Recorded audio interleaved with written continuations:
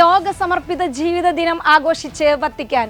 2024 ഫെബ്രുവരി 2 വൈകുന്നേരം 5:30 ഫ്രാൻസിസ് മാർപ്പാപ്പയുടെ മുഖ്യ കാർമ്മികത്വത്തിൽ ലോക സമർപ്പിത ജീവിത ദിന ആഘോഷങ്ങൾക്ക് തുടക്കം കുറിച്ചു. ആഘോഷങ്ങളുടെ ഭാഗമായി Saint Peter's basilica institute of consecrated life, societies of apostolic life അംഗങ്ങളും ഒത്തുകൂടി. മെഴുകുതിരിയോടെയുള്ള പ്രദക്ഷിണവുമായാണ് ആഘോഷങ്ങൾ ആരംഭിച്ചത്. 1997 വിശുദ്ധ ജോൺ പോൾ രണ്ടാമൻ മാർപ്പാപ്പയാണ് ഈ തിരുനാൾ സമർപ്പിതരായ സ്ത്രീകൾക്കും പുരുഷന്മാർക്കും വേണ്ടി സാർവത്രിക പ്രാർത്ഥനാ ദിനമായി പ്രഖ്യാപിച്ചത്. 2025 ജൂബിലിക്ക് തയ്യാറെടുക്കുന്ന സമർപ്പിതരുടെ അന്തർദേശീയ മീറ്റിംഗിൽ പങ്കെടുക്കുന്നവരുടെ സാന്നിധ്യം കൊണ്ട് ഈ വർഷത്തെ ആഘോഷം സമ്പന്നമായിരുന്നു. കുടുംബങ്ങളുമായി ബന്ധപ്പെട്ട ദൈവശാസ്ത്രം ഇന്ത്യയിൽ ഉൾപ്പെടെ എല്ലായിടങ്ങളിലും ഇനിയും പ്രഘോഷിക്കപ്പെടണമെന്നും കുടുംബങ്ങൾക്കും വിവാഹമെന്ന കൂദാശയ്ക്കും പ്രാധാന്യം നൽകുന്ന അജപാലന പ്രവർത്തനങ്ങൾ ആവശ്യമെന്നും ആർച്ച് ബിഷപ്പ് വിൻസെൻസോ പാലിയ ഫെബ്രുവരി 1 വിവാഹവും കുടുംബവുമായി ബന്ധപ്പെട്ട പഠനങ്ങൾക്കായുള്ള ജോൺ പോൾ രണ്ടാമൻ ഇൻസ്റ്റിറ്റ്യൂട്ട് ചങ്ങനാശ്ശേരിയിൽ ഒരുക്കിയ പ്രത്യേക പാഠ്യപദ്ധതിയുടെ ആരംഭത്തിൽ സംസാരിക്കവെയാണ് അദ്ദേഹം ഇത് വ്യക്തമാക്കിയത്. ഭാര്യ ഭർത്താക്കന്മാർ തമ്മിലുള്ള ബന്ധത്തെയും വൈവാഹിക സ്നേഹത്തെയും വിവാഹത്തെയും സംബന്ധിച്ച് ധാരാളം പഠനങ്ങൾ നടന്നിട്ടുണ്ട് എങ്കിലും കാനോനിക നിയമസംഹിതയിൽ കുടുംബത്തെ സംബന്ധിച്ച നിയമങ്ങൾ ഇല്ലെന്ന് ആർച്ച് ബിഷപ്പ് പാലിയ അനുസ്മരിച്ചു. എന്നാൽ ചില കാര്യങ്ങൾ ഒഴിച്ച് കുടുംബത്തെ സംബന്ധിച്ച ഒരു ദൈവശാസ്ത്രം എന്നത് ഇനിയും വിപുലീകരിക്കപ്പെട്ടിട്ടില്ലെന്ന് അദ്ദേഹം കൂട്ടിച്ചേർത്തു.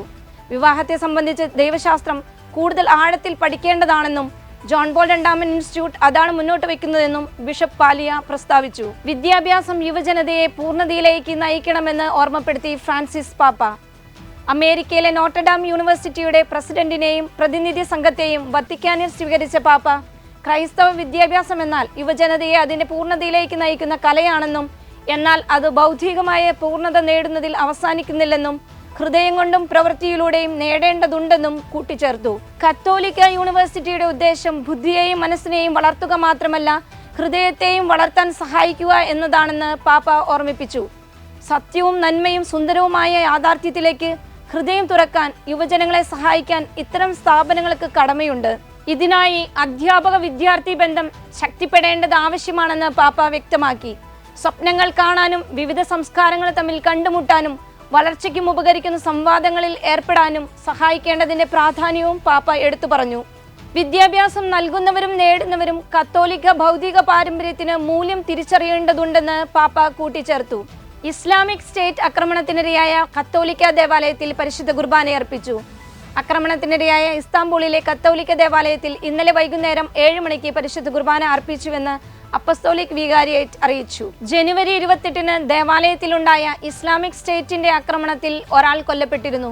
ക്രൂരമായ അക്രമത്തിനും അവഹേളനത്തിനും ശേഷം ദേവാലയത്തിൽ ഇന്ന് പരിഹാരമായി പരിശുദ്ധ കുർബാനയർപ്പിക്കും. ഈ അവസരത്തിൽ അക്രമത്തിൽ കൊല്ലപ്പെട്ട ടങ്സൺ സിഹാലിന്റെ ആത്മശാന്തിക്കായി പ്രത്യേക പ്രാർത്ഥനകൾ നടത്തുമെന്ന് വത്തിക്കാൻ ഏജൻസിയായ ഫിദസ് വെളിപ്പെടുത്തുന്നു. ഇസ്താംബൂളിന് വടക്ക് സരിയർ ജില്ലയിലെ Buick ഡെറയിലെ our lady of nativity ദേവാലയത്തിലാണ് ആക്രമണം നടന്നത്.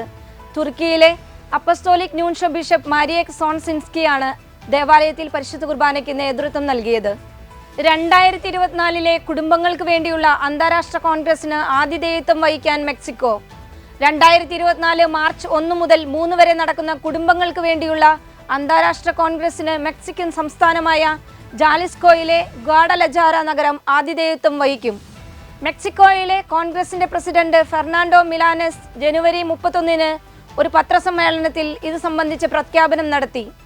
സിംഫാം 2024 യോഗത്തിനും പഠനത്തിനും മതപരമായ സഹകരണത്തിനുള്ള ഇടമെന്ന നിലയിൽ സമൂഹത്തിന്റെ സ്വാഭാവിക അടിത്തറയായി കുടുംബസ്ഥാപനത്തെ സ്ഥിരീകരിക്കാനും ആഘോഷിക്കുവാനും ശക്തിപ്പെടുത്തുവാനും നേതാക്കളെയും സംഘടനകളെയും കുടുംബത്തെയും ഒന്നിപ്പിക്കാനും സജ്ജമാക്കാനും ഈ സംരംഭത്തോടെ ശ്രമിക്കുന്നു.